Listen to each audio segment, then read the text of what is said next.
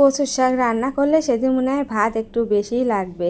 তো আজকে সেই কচুর শাক রান্না করছি। তো কি করে রান্না করছি পুরো ভিডিওর সাথেই থাকুন। তো আজকে তো টাটকা কচুর শাক কেটে এনেছে, তো দিয়ে গেল একজন। তো আজকের এই কচুর শাকগুলোই রান্না করব। তো এবারে কচুর শাকগুলো আমি ভালো করে কেটে নেব, পাতা আর ডাঁটি সবই দেবো, আর সুন্দর করে বেছে সব কিছু আমি পরিষ্কার করে কেটে নিচ্ছি। তো আমার আজকের এই কচু শাকের রেসিপিটা খুবই ভালো লাগবে, পুরো ভিডিওর সাথেই থাকুন। আর এভাবে কচু শাক রান্না করলে মনে হয় আজকে দুপুরে অন্য দিনের মতো পরিমাণে ভাত একটু বেশি খাবে, আমি তো গ্যারান্টি দিয়ে বলতে পারি। তো কচু শাকটা এতই সুন্দর হয়েছে, তো শাকের ভালো বলতে হয় না। তো যেদিনকে এভাবে কচু শাক রান্না করবেন দেখবেন বাড়ির সকলে খুবই পছন্দ করবে এবং চেটেপুটে সেদিনকে পুরো এক থালা ভাত খেয়ে নেবে। তারপরে তো আমি কচু শাকগুলো কেটে নিলাম, এবারে তো সেদ্ধ করে নিয়েছি। তো পরিমাণ মতো জল দিয়ে আমি কচুগুলো দিয়ে সেদ্ধ করে নিলাম। এবারে নামিয়ে আমি জলটা আলাদা করে নেব কচুর থেকে। আবার ওই কড়াইতে আমি পরিমাণ মতো তেল দিয়ে নিলাম। এবার দিয়ে দিলাম শুকনো মরিচ আর কাঁচা মরিচ, তো একটু ভাজা ভাজা করে নেব। আর এবারে দিয়ে দেব সামান্য একটু পাঁচফোড়ন।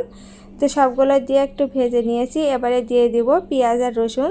তো পেঁয়াজ আর রসুনটা দিয়ে আমি ভালো করে একটু লাল লাল করে ভেজে নেব। আর পেঁয়াজ আর রসুন একটু লাল করে ভেজে নিতে হবে, যেহেতু কচুর শাকটা আমার আগেই সেদ্ধ করা ছিল। তো লাল লাল করে ভেজে নেওয়া হয়ে গেছে। তো একটু পেঁয়াজ আর রসুন বাটনা করা ছিল, তো সেটাই দিয়ে দিলাম। আরও টেস্টটা একটু ভালো আসবে বাটা মশলা দিলে, সেজন্য একটু সামান্য বাটনা মশলাই দিলাম 1 চামচের মতো। আর এবারে দিয়ে দিলাম সেদ্ধ করে রাখা এই তো কচুর শাক। আর কচুর শাক দিয়ে আমি একটু নেড়ে চেড়ে রান্না করে নিচ্ছি। তো পেঁয়াজ আর রসুনের সাথে আর কাঁচামরিচের সাথে একটু রান্না করে নেব, যাতে ঝালটা কচু শাকের মধ্যে আসে।